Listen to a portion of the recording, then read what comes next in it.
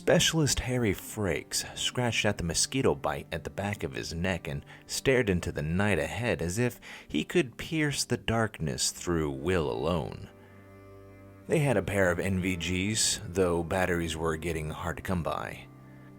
The tall, gangling young man scratched at the red welt, an irritated grimace spread across his face.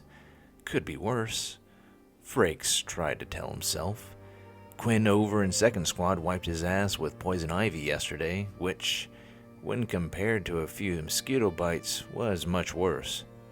Slightly more pleased, the grimace faded a bit, but he still kept scratching at the damn bug bites. The sun had finally decided to go down, which was pretty nice as well.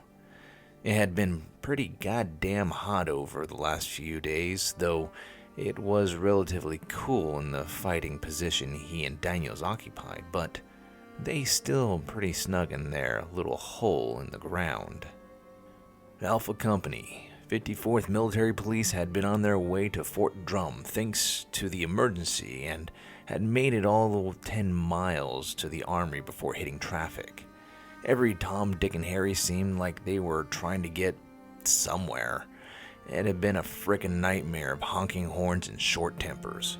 Long story short, Captain Palmer ordered them to get off of I-90, try to find a way around, and then the 40-odd soldiers dug in at some shit campground in the sticks someplace.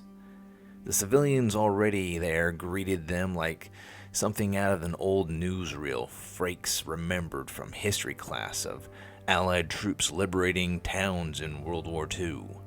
Of course, most of the company's Humvees and Deuces and halves were practically running on fumes, so it looked like we're pretty much stuck for the time being. Hell, they were pretty low on just about everything except water, thanks to the RV's hookups and the faucets in the office building.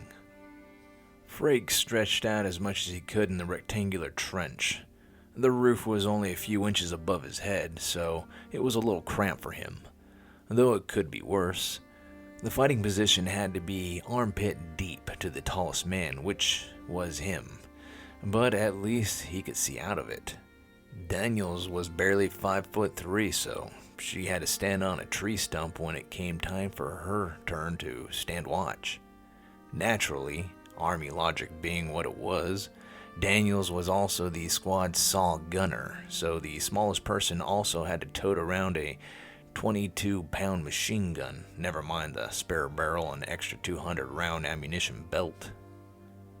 Daniels returned, sitting on the edge of the fighting position and sliding down into the hole. She turned and picked up a green ammo can containing the spare 200-round belt for her saw. "Hey," the woman tapped Frakes on the arm with a vinyl bag as she arranged the ammo can on the floor of the fighting position. "I miss anything?"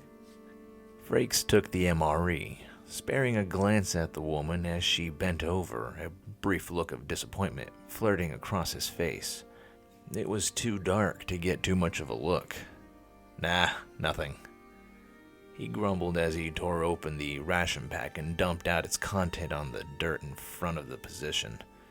The man watched the woman as she broke open her own dinner. The pair of them ate in silence for a while Frakes glanced across the position. "Why haven't we ever hooked up?" he mused out loud with a playful hint in a grin. Daniels was not that bad looking after all.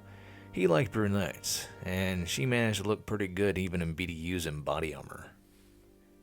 "Because I have good taste and Josh would kick your head in," Daniels quipped, flashing a small smile at the man as she scraped the last bits of fruit cocktail out of the foil packet in her hands. The pair exchanged a puzzled glance in the dark when a quiet sound reached them from the civilians' tents. It took a moment or two for Daniels to place it. Somebody was playing Stand By Me on a guitar, their voice barely carrying over the distance between the encampment and their position. She snorted and shook her head. A different sound reached them from a darkness. "The fuck is that?" Frakes furrowed his brow as he lifted the NVGs hanging from the 550 cord around his neck and turned them on. The world turned shades of green and black as he turned his head, The concertina wire set up about 50 meters down the hill from where they came into view. Daniels looked at the man, then went to the saw and took up firing position. He reached for his own M16 as he tried to figure out where that strange groaning noise was coming from. A few people wandered into the edge of the NVG's field of view, and then a few more.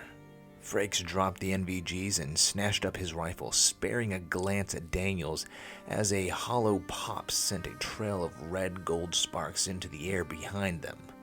The parachute flare burst a couple hundred feet off the ground, flooding the area with flickering ruby light as it floated back to the earth.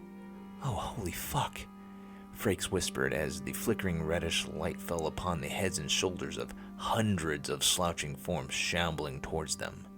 A handful of sporadic gunshots rang out from somewhere, and then the very air around seemed to vibrate as all the soldiers opened up, the red tracers flittering through the night like laser beams in a low-budget sci-fi movie.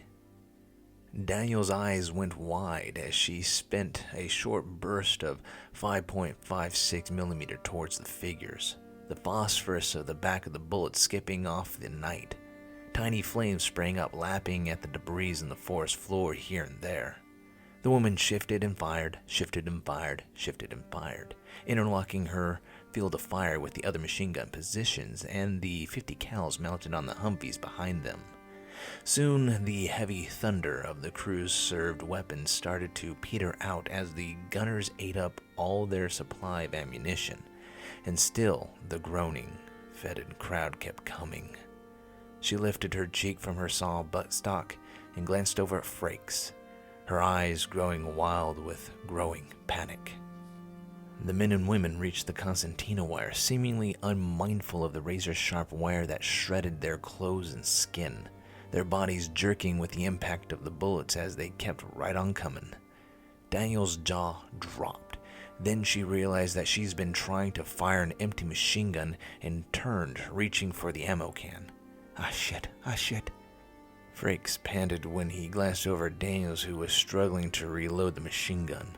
The people, things, were already dragging the concertina wire towards them, eerily backlit by the growing flames behind them as they slouched through the withering fusillade. Panic ran like a wave through the civilians.